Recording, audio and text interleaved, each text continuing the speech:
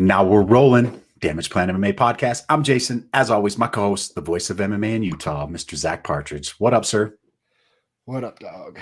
It was a long but very eventful, fun weekend of fights for us. Dude, so fun. I love going to fights right before my fights. That was a great card. If you weren't fired up before Saturday night and you watched those Fierce Challenger fights, you definitely are in the zone now because, man, dude. Hold on. Dude, I'm going to pull it. That Abraham Ayala and Jose Mendez fight was ridiculous. For two guys, one guy's 4-0 and the other guy's 1-0. Those two dudes were just throwing. Like, dude, that Jose Mendez for one amateur fight had one of the best, the cleanest 1-2-3s I've ever seen in an amateur fight. That was a very fun card.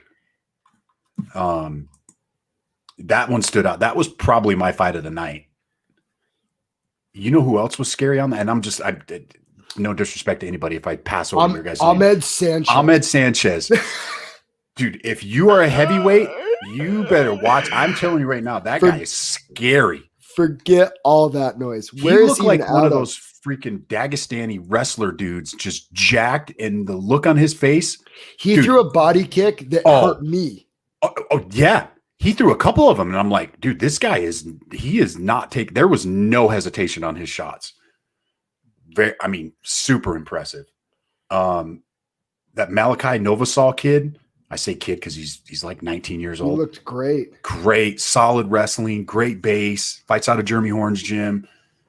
We had our boy Johan Rubio in the co-main event fighting a super tough Ryan Hamilton kid out of Vegas who we had on the podcast. Here's the thing. Take nothing away from Ryan Hamilton. Because, we got down there and all the Vegas guys were like, this Ryan Hamilton kid, he's a monster. You would have thought he was the main event.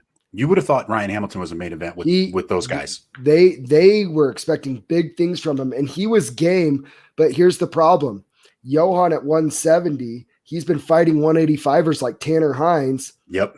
Like, wasn't really bothered by Ryan. Ryan looked a little bit bigger, longer and bigger. Yep. But Johan's built like a freaking brick house too. And Johan does one thing that I think that a lot of amateurs, fresher pros don't do. And he had a lengthy amateur career and he's been doing this for a long time. Yeah. One thing Johan does beautifully is he has his feet and his balance under him when he throws his 1-2. Yep. And when that 2 lands, if it lands clean, like he's cracking you, he broke the kid's jaw. Yeah. And by the way, when he dropped him, kid still kept fighting. So, you can't take anything away from Ryan Hamilton. Johan dropped him a few times, finally just said, okay, if this kid's not going to go away, just sink in that rear naked choke and call it a night. You know what? I kind of feel like, and I don't know if we do it. We know what Johan brings to the table, but he's kind of one of those sneaky guys on the local scene that you're like, oh yeah, Johan's here. Like, dude, he could be, we all praise Mitch, which we should. We look at some of these up and coming guys, the Cole Files guys, like all these guys, but it's like, Johan is legit, dude. He is legit. No joke. I asked him after the fight, I said, hey man, that first round, you looked a little, your punches looked like you were kind of taking a little off of them. And he said he got an earful in between rounds. Yeah. Because he came on that second round and looked sharp. Like, super impressive. He looked a little slow.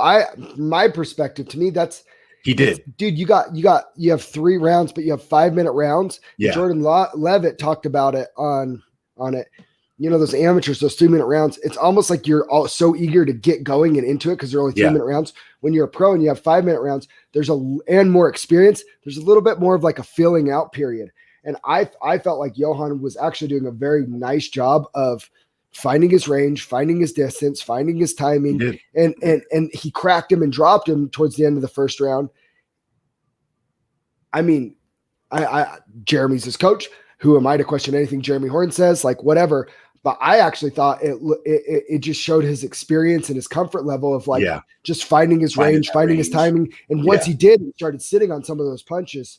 I mean, and that was the beginning of that was the beginning of the end, right? So big shout out to Johan. That was watch out for impressive. that kid. And it was impressive because he looked great, but he did it against somebody that was very good in his own right, in Ryan Hamilton. They didn't beat a scrub. They have a sneaky. I don't think we talk about them enough. Those guys they have. That Malachi kid, watch out for that kid. We saw him in the Steel Fist cage a couple months ago. Now we see him again, and that Jorge Lucianda kid he fought, he was sharp on his feet. No joke. I mean, his boxing was crisp. He was hitting some uppercuts. I think they knew that Malachi was a wrestler because he was throwing some sharp uppercuts when Malachi would shoot. Malachi's striking was a little wilder, but he was throwing with bad intentions and was doing some things. But Jorge, whatever, he had the advantage on the feet, and it wasn't like he was like Malachi was wrestling base all over him, bro. Once he got on top, was doing all the right things. He was shrimping, he was moving, he wasn't resting, he was trying to do all the right things, and he could not get Malachi off of him. Maybe a few times, but it was too late.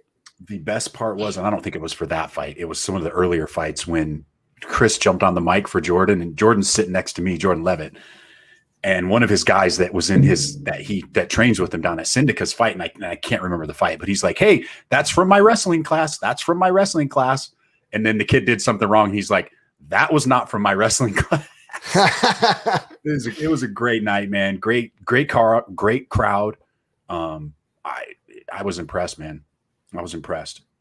It was worth the long night and staying up till 3 a.m. You know what? You know the most impressive and the coolest thing for me is you go down there. You know, Johnny Parsons is there cornering guys. We're in a gym with maybe 400 people there. Yeah.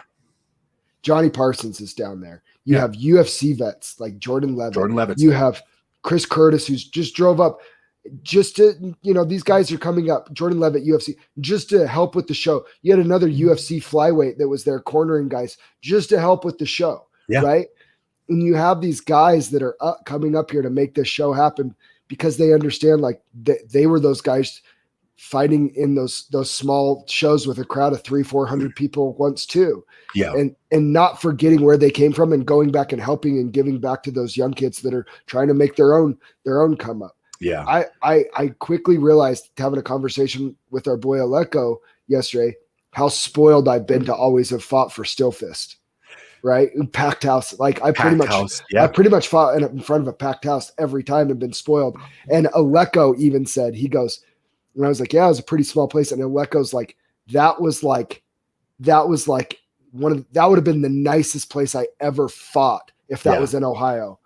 And he goes, you guys don't understand how lucky you guys are here in Utah, because Aleko's fight for Fierce and Still Fist. And he's like, those shows, there's nothing like that back there. We have all the talent. He's like, we have all the talent in the world back there that I'd put up against anybody, but we don't have a promotion out there that's even close to what Fierce is putting on, that's even close to what Still Fist is putting on.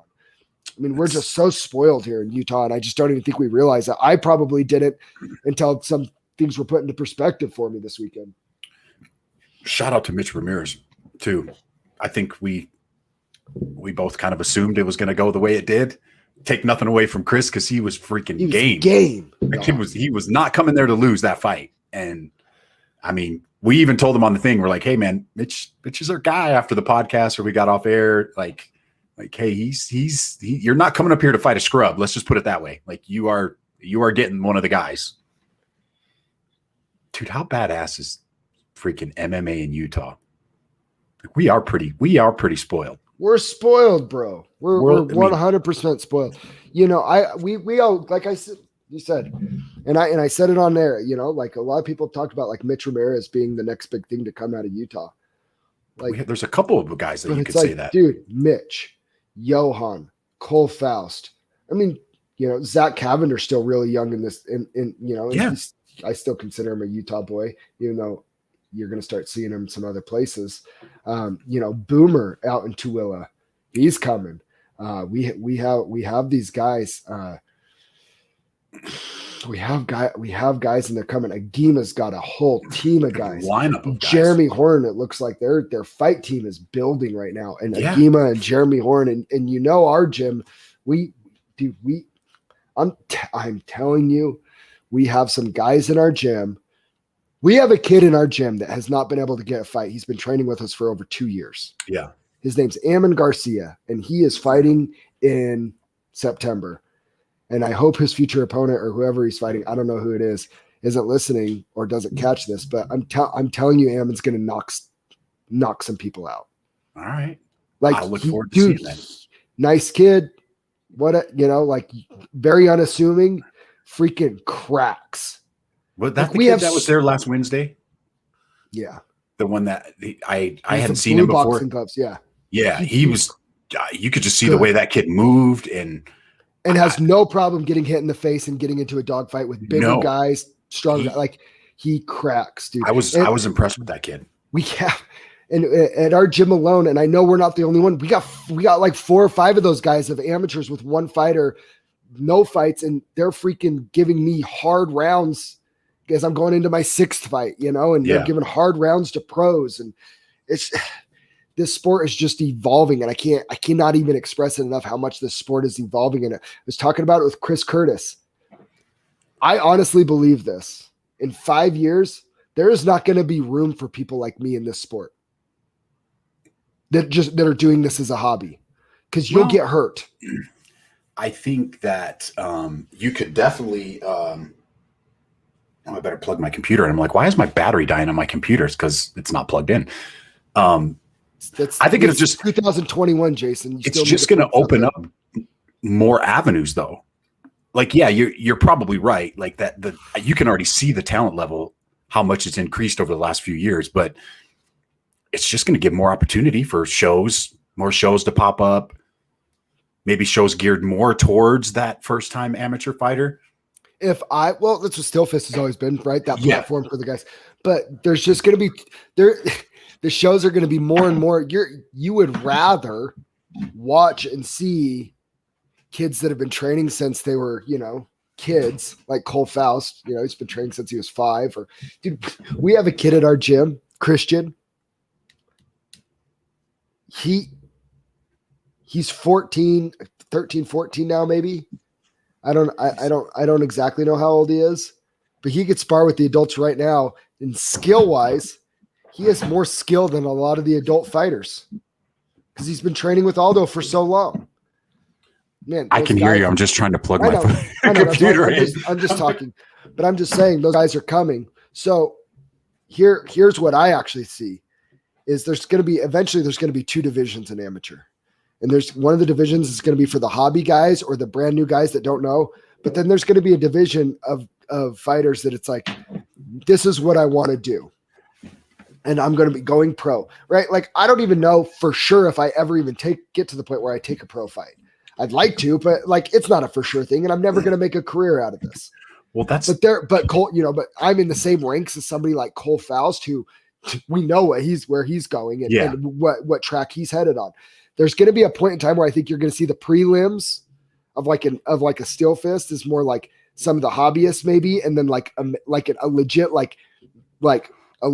mini you're the main event of the prelims, and you're going to have like those Cole Fausts on there that are like 2-0 or whatever, and you're going to have that, and then you're going to go into the main card that's full of the rest of the amateurs that are on their track to become pros, and then close the night with a couple pro fights or something like that. I think stuff's coming. I think you almost have to, because there's enough guys out there that just want to get in there. And I mean, I wouldn't want to get in there with a guy that's been wrestling his whole life, and I'm just wanting to come in there and do this as a hobby for one time. Like, I'm going to get murdered. I'm just going to get double legged, ground and pound, and the fight's going to be over with. So I strongly agree with you. I think that I think we'll see that sooner than we think. Yeah, I think we're within 5 years of that's going to happen. And maybe I don't give myself enough credit. I don't know. I think I'm my own worst critic. I don't know. I guess we'll find out in 12 days. We're going to find out. We are going to find out. What we're going to do your fighter spotlight this week. When are we going to do it? Friday? Yeah, let's do it Friday. Okay. We're gonna have a sick Friday. We got Jordan Levitt, UFC fighter, who I just did the commentary with. He's coming on Friday. Just nailed that down. We'll have our breakdown of the UFC fights. It sounds like Justin McDonald is coming on with you and Dalton on Friday. Dalton could interview me too with you. You know, that'd be fun. Yeah, it would be fun. Yeah. We have Jerome Hatch is going to come on Friday too. Jerome Hatch, he's got a fight coming up, and his last opponent. Chris Curtis is coming on. Chris Curtis is going to come on to talk about his fight next Friday. He is. It was interesting to sit next to him and listen to his take on some of the fights. And smart, sharp guy knows what he's talking about. Dude, he's been around the game for a minute. Yeah. Yeah. Let's go over this UFC card from Saturday night. It was good. And let's go over how good our picks were. Hey, let's just talk real quick when you're talking about it. Hey, folks, we killed it. We killed it. We killed it. We killed it. The part of me texting you and saying, hey, I think we could come up with a killer parlay on this card because I think there's some pretty good locks. And you said, who do you like? And I text you my 5 guys that I like. They were the exact same 5 guys that you had placed the night before. I had already put that in. Yeah. You'd already put it in. He cashed. Rodrigo knocked him out in the second round. I said first round. So sue me. Still won. We said Malcolm Gordon was great value and the odds were way too skewed on Francisco Figueiredo because Figueiredo's brother. We nailed that one. Sergey Morozov. We said underdog. Kazakhstan. Give me that guy. Unanimous decision. Thank you. Said Amanda Lemos mops this girl, not on her level. Knocks her out in 35 seconds. D-Rod, too much. Looked too good against Mike Perry in his last fight. Knocks him out in the first round. And we gave the inside the distance prop on that one as well. Inside the distance, absolutely. Billy Quarantillo. We were both all over him. Loved Billy. Too good everywhere. Never gets tired.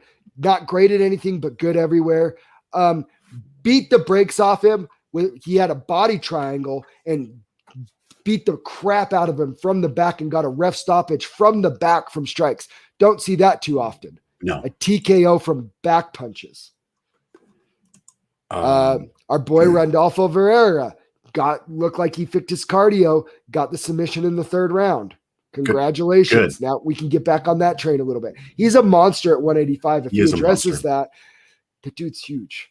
Yeah. And was in his corner was my first jiu-jitsu coach, Bruno Antunes. Really? Interesting. Yeah, he used to coach before he moved to Florida and coached. He used to coach at One Hit. So that was really cool to see Bruno there. I finally got one wrong though. But you were right on Gamrot. I just love Jeremy Stephens. I didn't think he was going to Kimura him in the first minute of the first round. I did not think that. I don't think anybody did. I think we all thought that it was going to be a dogfight, right? I thought it'd be, I definitely did. Dude, Gamrot, he's a problem, dude. He's a problem. 19-1 at 155. Jordan Levitt also dropped a little bit of knowledge on it. He's a 155er in the UFC. 40% of the UFC roster is 155. It's crazy. That's crazy. It's crazy. I mean, just looking at the top 15, Gamrot's not even in the top 15. How scary is that? 19-1 and not in the top 15. I mean, you could probably say a couple of those guys shouldn't be there. You could take out Ferguson. You could take out Connor. How dare you? Man. How dare you? Yeah, he's a problem. Miesha Tate took a little time off, came back. She looked freaking good. She sure did. How about freaking John Anik in the commentary on this one? He's talking about Miesha Tate, and he's like, yeah, and she's still nursing too. And I'm like, why would you say that? Why would you bring that up? Like, it's obvious there's something going on there, but it's like, you don't have to bring attention to that. Like, come on, John. That's a veteran. Come on, bro. It's just giving the people what they want. It was a veteran move. Miesha Tate, though. Okay, where does she go now? Is she back in the title picture? Which that's what she says she's here for. And did you hear who called her out and said, let's fight again? It was Holly. Holly Holm wants to run it back. I don't hate it. I don't hate. I like Miesha Tate's mindset. She's like, I'm whatever. She's like, I'm sure if that's not next, it's going to be. She's going to be a name I'm going to have to fight again. That's a main event fight. Yeah, because their first fight was amazing. I'm all in. And is there anybody? Here's the question. Time out. Here's the question. Before we move on, Marion Reneau never had been finished, and Miesha comes in and gets the finish. It's like, is Miesha really better now? Is there a chance that she's better than when she was?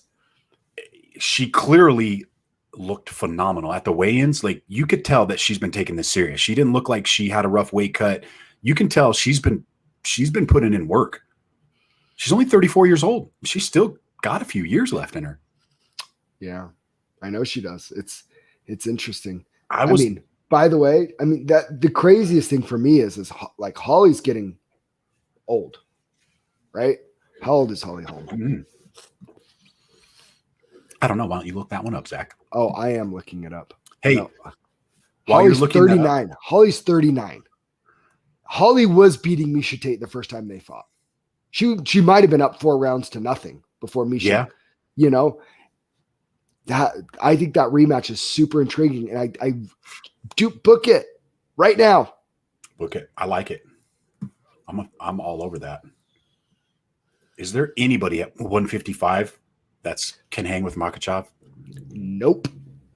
He's scary, dude. Maybe Dustin Poirier or Oliveira. Like, that's those are maybes. I was thinking about that last night, but dude, he's basically Khabib with striking. Scary. Like, dude, he toyed with Moises, like, on the ground. That combat sambo, like, and Moises is a Brazilian Jiu-Jitsu black belt, no joke, on the ground. How many submission wins does Moises have? Oh, a bunch. He's a monster. Ankle lock. He's got decision. He's got head kick, guillotine choke, punches, armbar, rear naked choke, triangle choke. Like, this guy's a killer, and Makhachev he made it look almost too easy. What do you think about him calling out Tony? I saw somebody in the group posted that.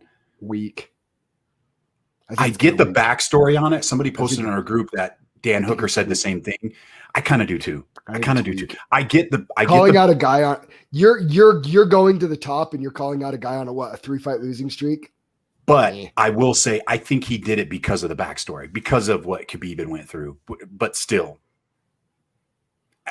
dude, he mops Tony. Oh, unquestionably. Dude, he mops. I did like the call out with Chandler too. You come from Bellator, I'm going to show you. I'm like, the fight I want to see is RDA. I would like to see that. He's been asking for the RDA fight, and RDA's been kind of ducking him a little bit, saying he doesn't want to fight somebody below him or whatever. Okay, well, he's going to have a nice number next to him now, RDA. Him and RDA is literally a fight to get into the contender mix.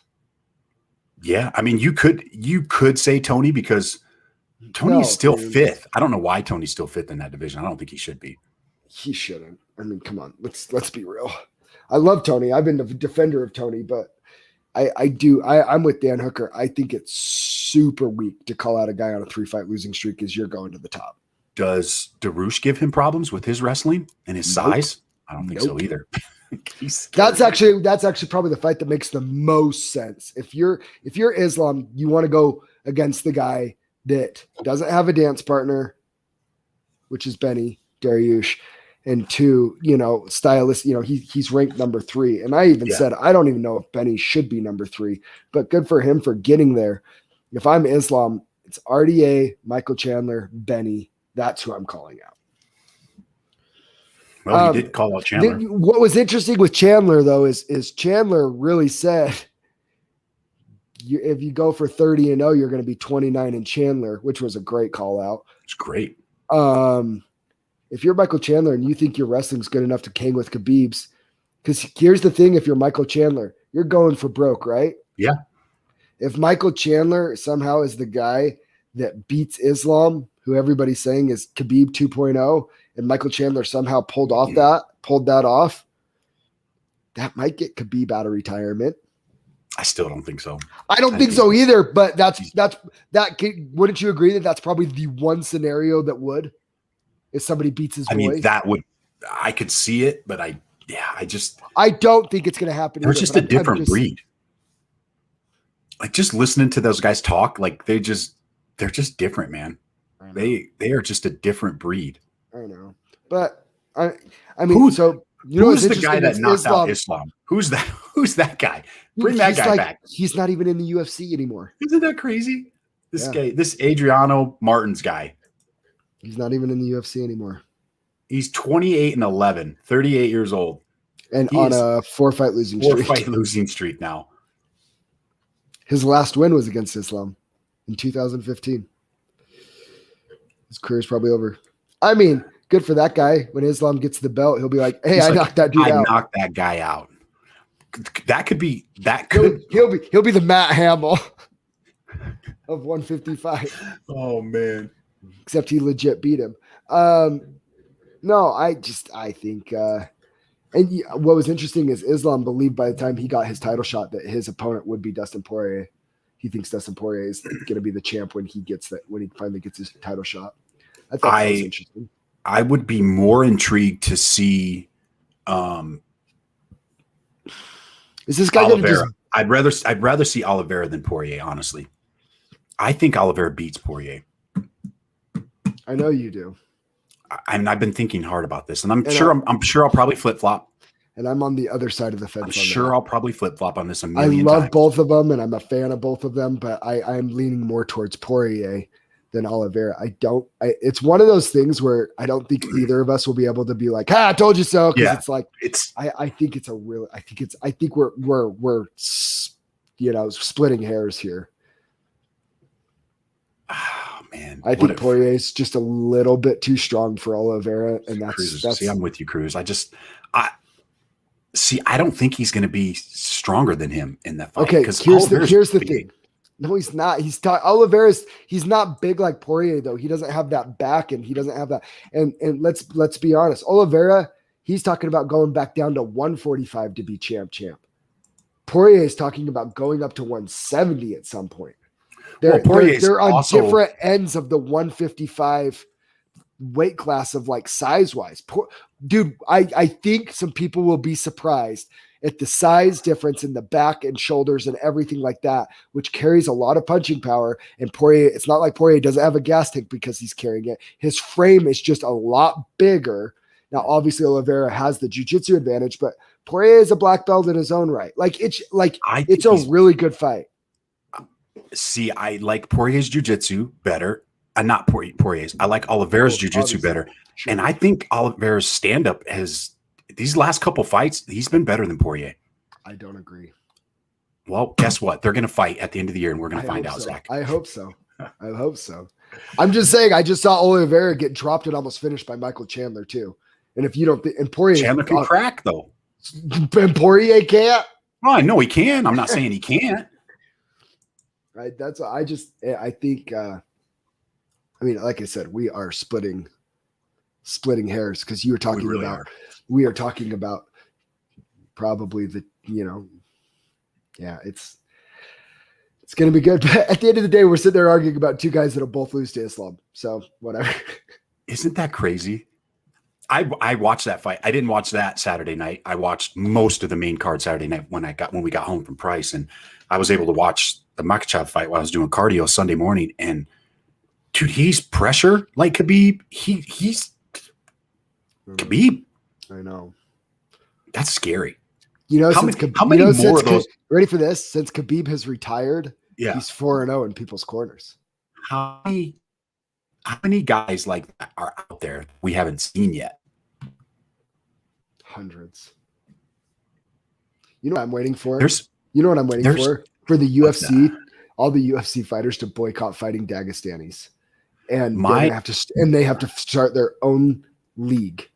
Cruz, you might be Cruz, you are high in the sky, brother. I don't know what you're smoking, but give me some because it's got to be good. Because that Sambo wrestling is gonna offset the jiu-jitsu, and his stand-up is man. Maybe I'm wrong. Cruz. I'm high on Oliveira too. I am like all in on Oliveira. But if you're going to beat Islam, you're going to have to knock him out because you will not beat him on the ground. And I will stand firm in that. Oliveira, all of them, none of them submit him. Nope. He is. But what's the one thing we talk about, Cruz? That shuts down that jiu-jitsu. Wrestling. And he is Khabib level wrestling. Not Michael Chandler wrestling, not Justin Gaethje wrestling. He is Khabib wrestling. He trains with Khabib, and they've grown up in the same village together since they were kids.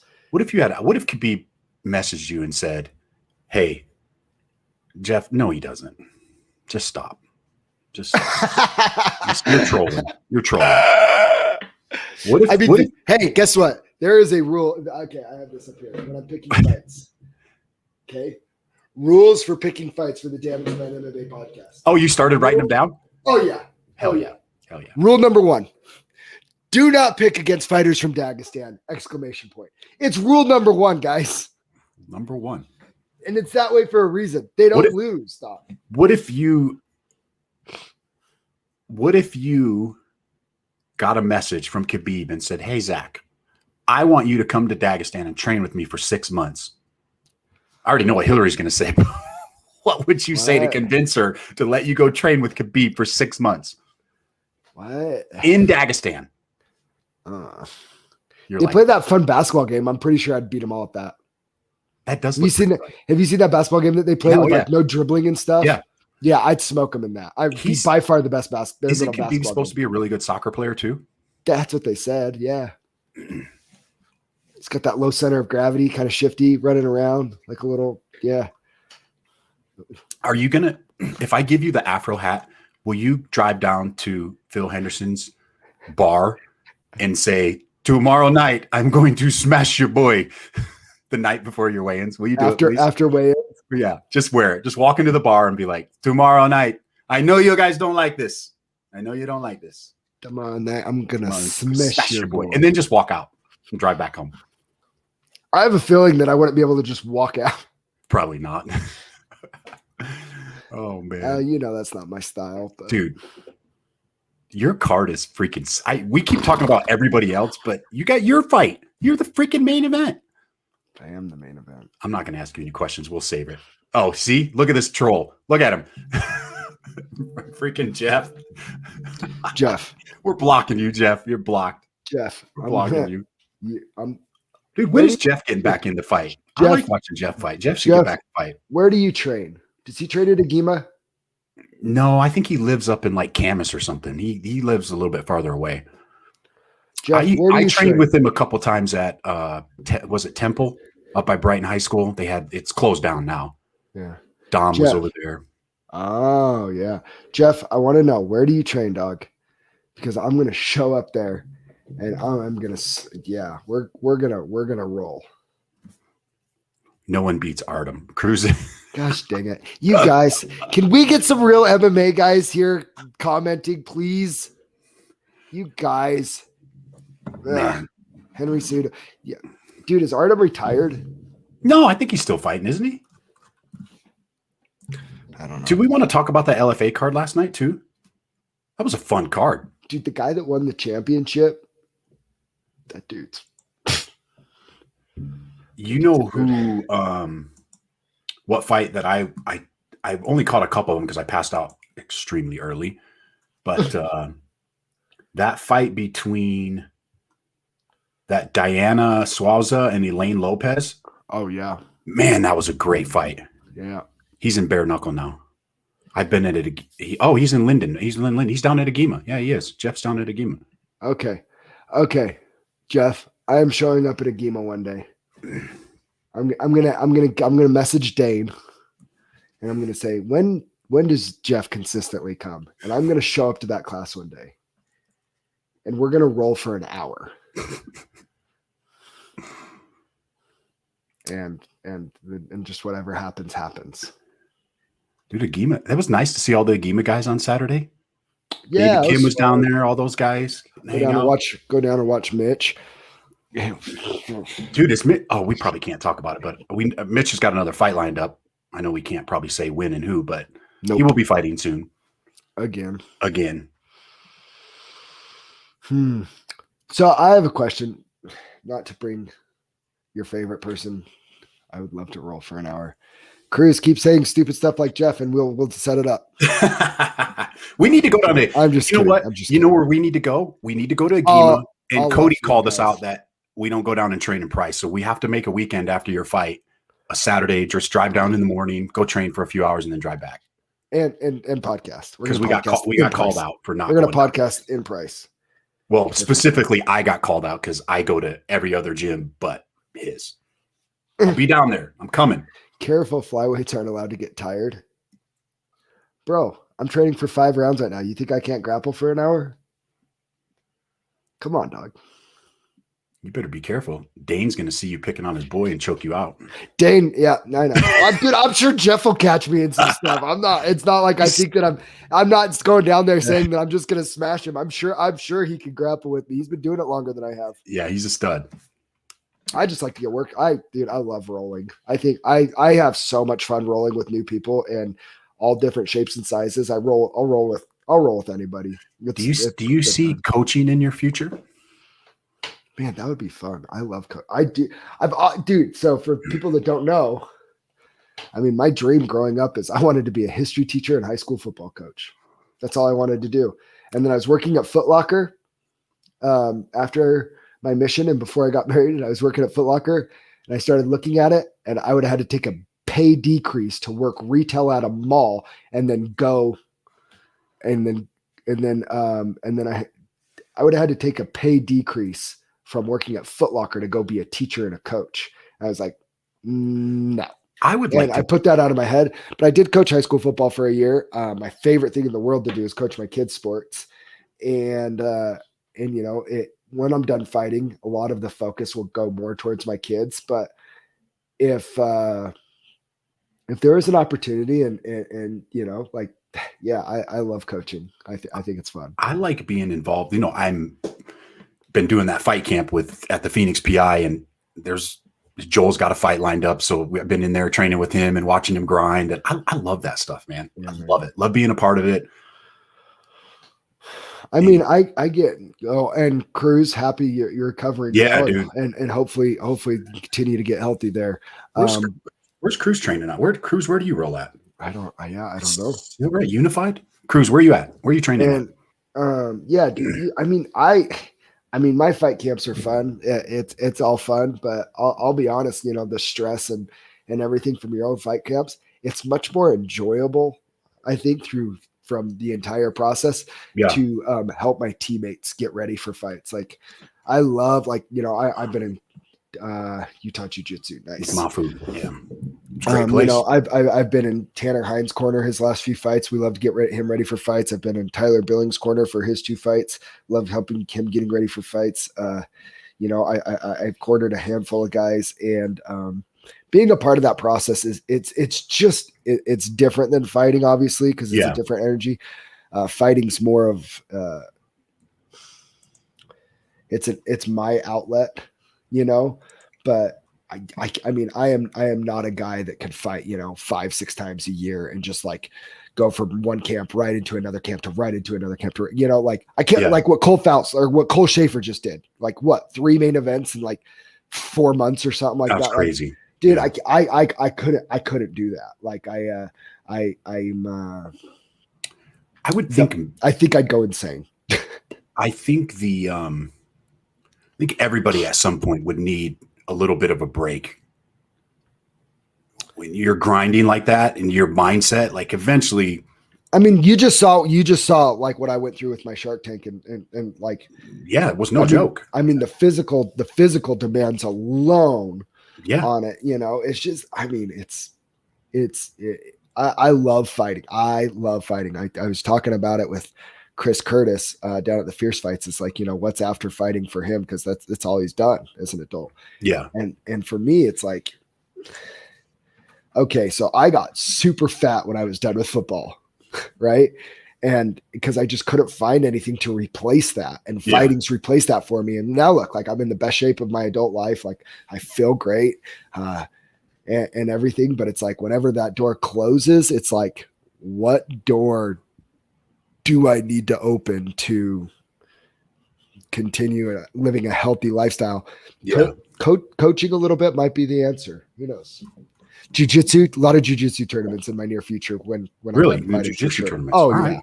Right. All right. I love to compete, man. Like, I love to compete. And I mean, and I definitely don't fight. Like, I don't fight.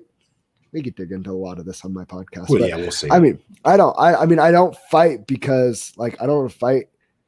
I'm not afraid to lose. Like, it's not just about the winning and losing. I like to see where I'm at. Like, people ask me all the time, like, when are you going to fight?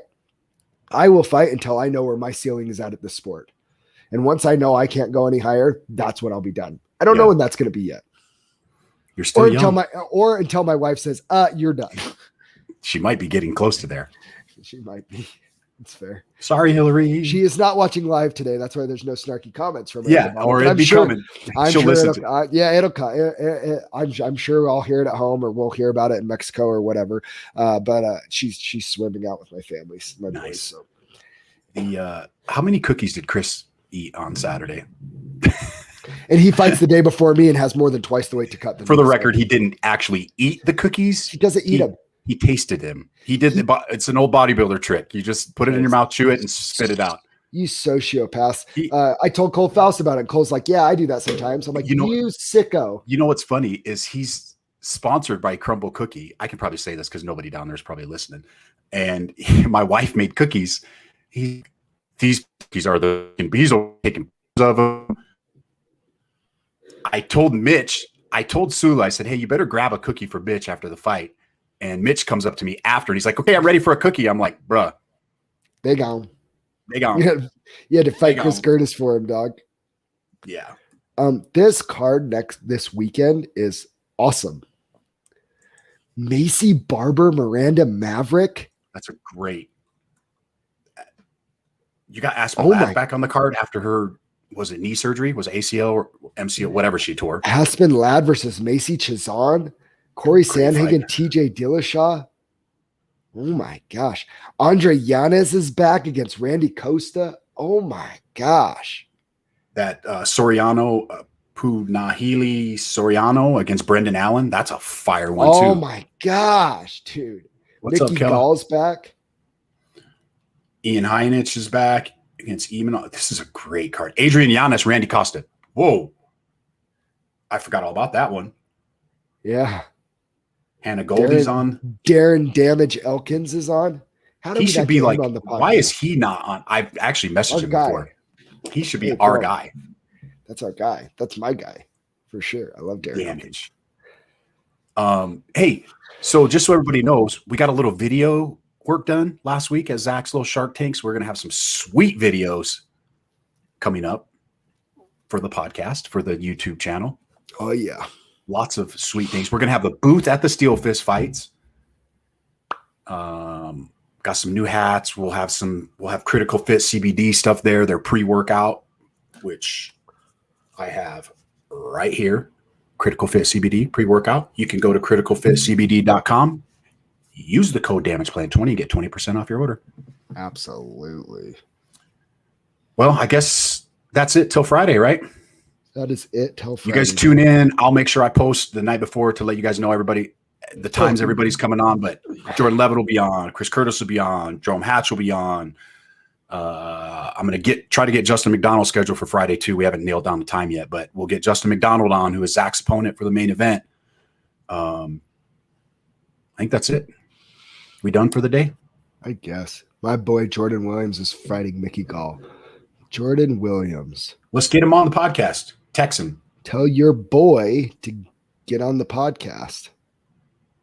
That should be a good fight. Probably beats him. Think so? Yeah, Mickey.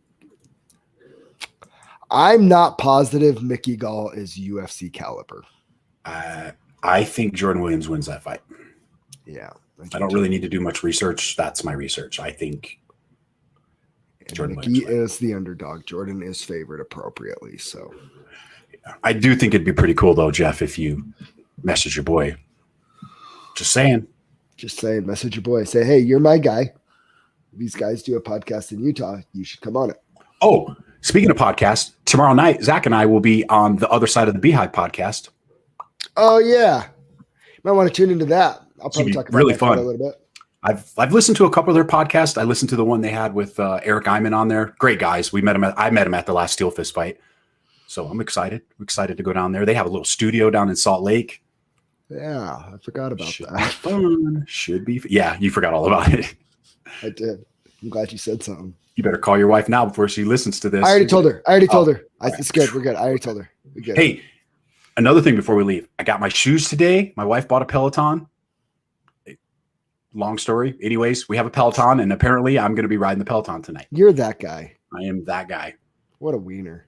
No, you can call me a wiener when I start wearing one of those stupid when I wear one of those suits and I start cutting people off down the road and acting like I own the whole road, then you can call me a wiener. Can get you like a little tag and a singlet type thing to wear. I told you, man, jersey. I was all in on the Tour de France. I love watching that stuff. You're weird. You're weird. I didn't bet on it. Bet on it.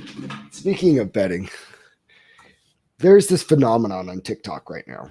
For those that watch TikTok, Jason and I probably spend too much time on TikTok. In all honesty, but it's so entertaining. And for the record, we have to do it because our business partner said we need to start pumping that to our social media. Promoting TikTok. So I'm on TikTok, and there's these people that keep popping up on TikTok that say they're from the future, and they make these predictions about stuff. Have you seen that? Yes.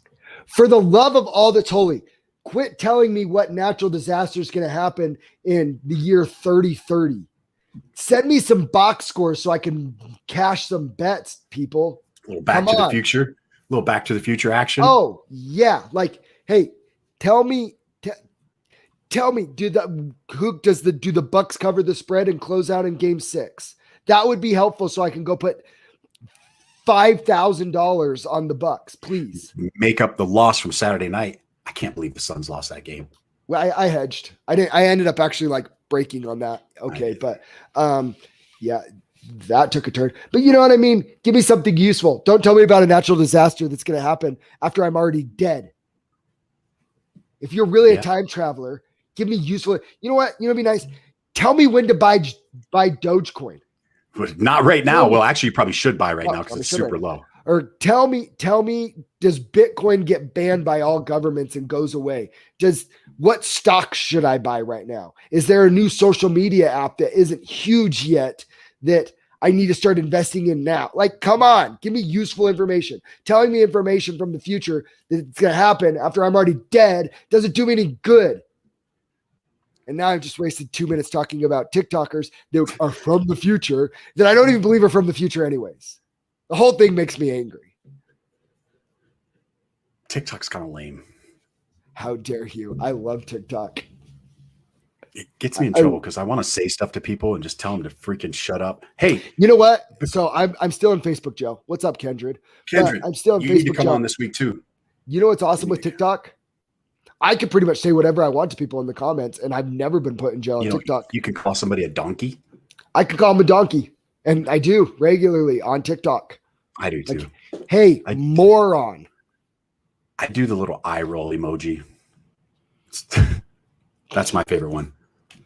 I like the food ideas. I found a new guy on there that's like a little jujitsu wizard, like a 10th planet, like jujitsu guy that I like to follow and watch stuff on. Yeah, there's a lot of good content on TikTok. There's a lot of garbage on TikTok, but there's a lot of good content too. I don't believe in time travel, folks. No. It's all stupid. Yeah, we need to get Kendrick on too. Should we try Kendrick for Friday too? Just sneak him in? Sneak him in. Or Monday. Sure. Since we already have like 4. Let's do he could do Monday since he's I'll message you. Since he's not going to be worried about cutting weight because he's a heavyweight. Sorry, Kendrick. So heavyweights, they don't have to cut weight. They have the stress of going against another giant human being, but they don't have the stress of cutting weight. So it's like, yeah, I'll message you after this, Kendrick. We'll get you on. Of course. All right. Well, I guess that's it for today. Okay. That was a fun one. Cool. We out. Peace out. We are out.